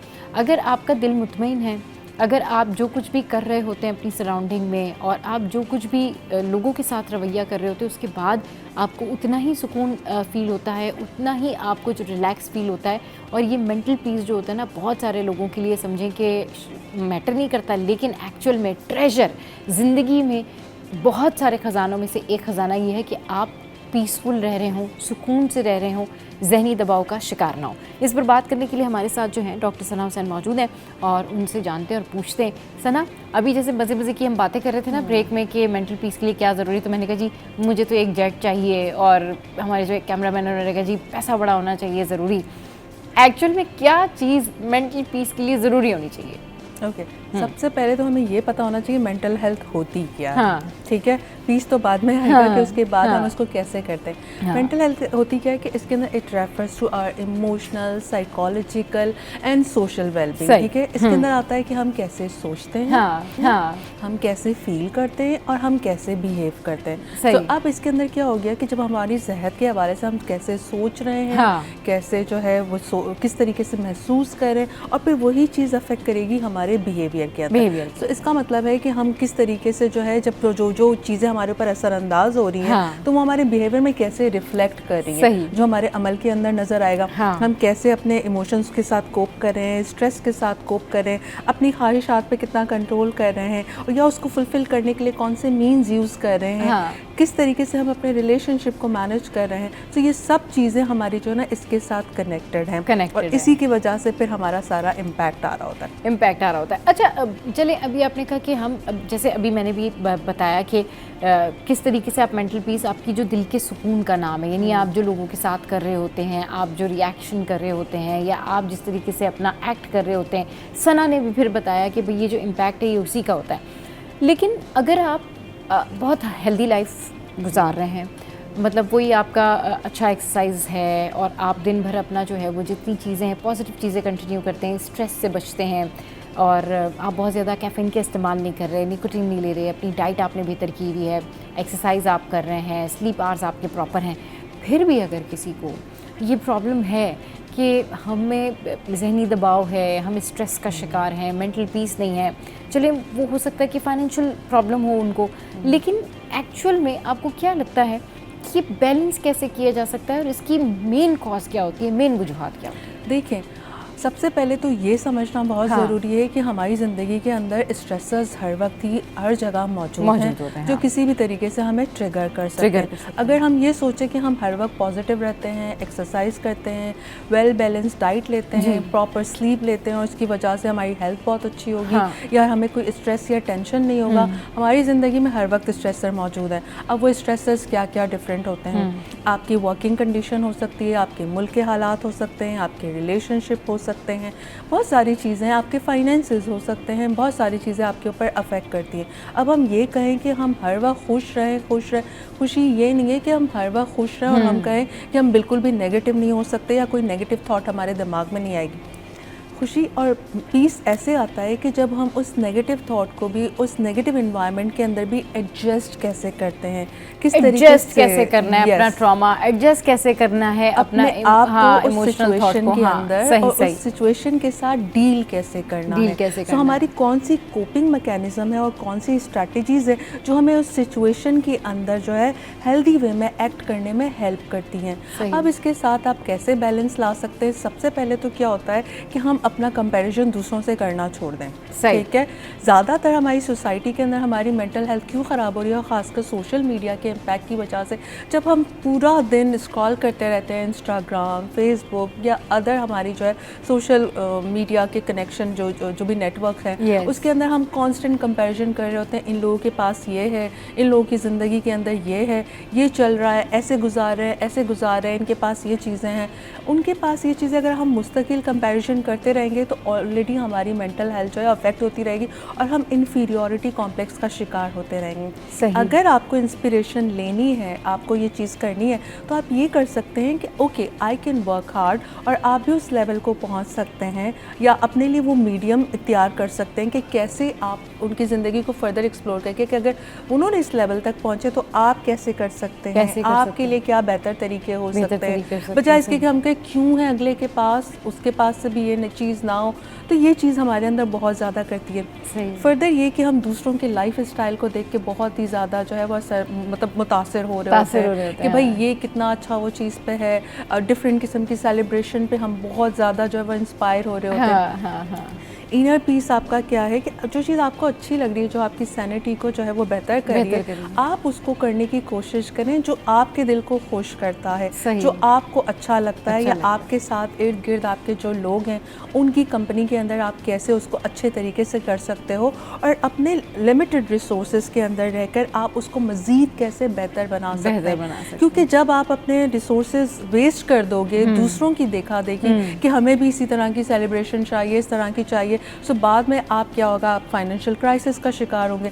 सो एक तो आप ऑलरेडी स्ट्रेस का शिकार थे और डिस्ट्रेस में थे, आप दूसरे को देख के जब और ज़्यादा ओवर स्पेंडिंग कर रहे हो या फजूल चीज़ों पे पैसे खर्च कर रहे हैं, तो आप फिर जो है फाइनेंशियल क्राइसिस का और शिकार हो जाएंगे। तो ये साइकिल जो है, विशियस साइकिल जो है वो बनता चला जाता है कि जब आप एक चीज़ को करते हो दूसरी चीज़ उससे इम्पैक्ट होती है, दूसरी चीज़ करेगी जब आपके पूरी तरीके से और फाइनेंशियल नीड्स जो हैं, जहाँ जहाँ आपको पैसे जो बेसिक नीड्स के अंदर आपको खर्च करने थे वो नहीं होंगे, आपके ऊपर फिर मज़ीद प्रेशर आएगा कि आपकी ये भी नहीं हुई जिस चीज़ पे खर्च करना था।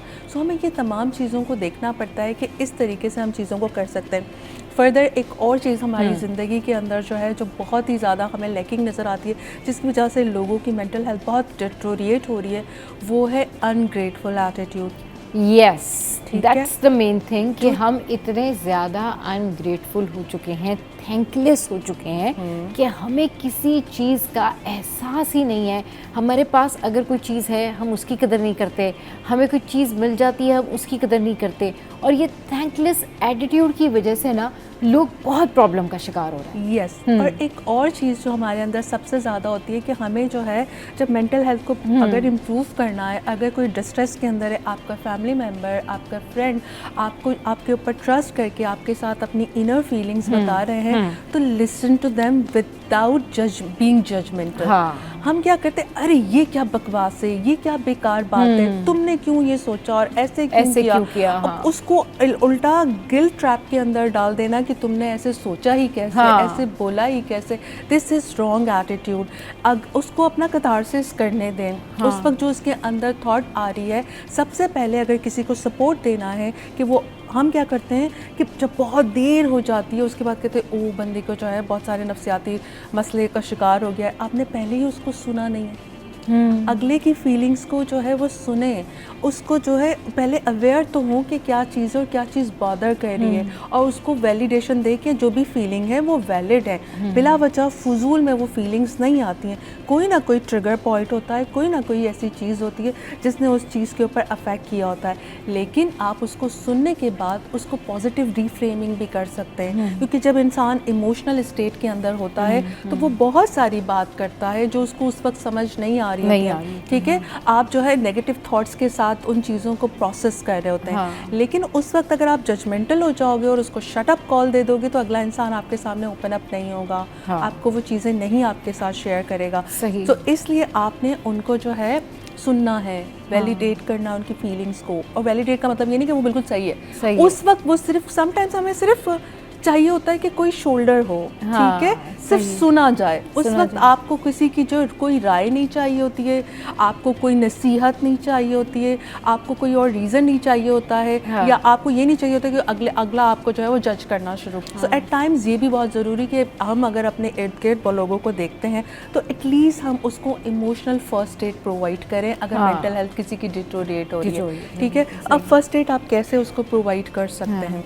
सबसे पहले तो हमें ये समझना है कि एबनॉर्मल और हमारा जो है एबनॉर्मल बिहेवियर क्या होता है, हम डिफ्रेंशिएट कैसे करेंगे। ठीक है, सो हमें उसके अंदर 4 Ds हैं जिसको समझना बहुत ज़रूरी है। सबसे पहले तो अगर आपका बिहेवियर डिविएंट है, नॉर्मल सिचुएशन से जो है वो हट के है, डिविएंट है, तो आपको सबसे पहले तो ये लगेगा। लेकिन उसके अंदर इस बात का ख्याल रखना ज़रूरी है, कल्चर स्पेसिफिक हो। ठीक है, कल्चर स्पेसिफिक हो, ठीक है, कल्चर को जो है हमारी चीज़ को जो है हमने उसको मद्देनज़र ज़रूर रखना है। फिर डिस्ट्रेस आपके अंदर अगर है, ठीक है, अगर तो जो है वो डिस्ट्रेस इतना ज़्यादा आपका जो है वो बढ़ता जा रहा है, एंजाइटी बढ़ती जा रही है, स्ट्रेस, एंजाइटी, डिप्रेशन, ये सब चीज़ें आपके ऊपर अफेक्ट कर रही हैं, तो भी आपने वो चीज़ को जो है ना समझना है कि ये एबनॉर्मलिटी की तरफ जो है वो चीज़ को लीड करा और आप उससे निकल नहीं पा रहे हैं। देन डिसफंक्शन, वो अपनी डेली लाइफ को, अपनी वर्क लाइफ को प्रॉपर तरीके से मैनेज नहीं कर पा रहा कोई भी इंडिविजुअल, तो उसके अंदर इस तरह की एबनॉर्मलिटी डेवलप होना शुरू है कि वो डील ही नहीं कर पा रहा। एंड देन जो 4D है वो है डेंजर। अगर आपको लगता है कि वो आपके लिए या दूसरों के लिए ख़तरनाक होता जा रहा है तो फिर आपने उसकी मेंटल हेल्थ के ऊपर जो है ना फोकस करना है कि उसका बिहेवियर एबनॉर्मलिटी की तरफ बढ़ रहा है। अगर इन 4D में से नहीं है तो वो नॉर्मलिटी है कि आपने जो है ना उस चीज़ को करना है। लेकिन जब हमें क्या पता चले कि हमें अब किस तरफ कैसे उस चीज़ को अंडरस्टैंड करना है, तो हमें जब किसी को इमोशनल सपोर्ट प्रोवाइड करनी है, अपने इर्द गिर्द देखना है, तो सबसे पहले आपने क्या करना है, लुक।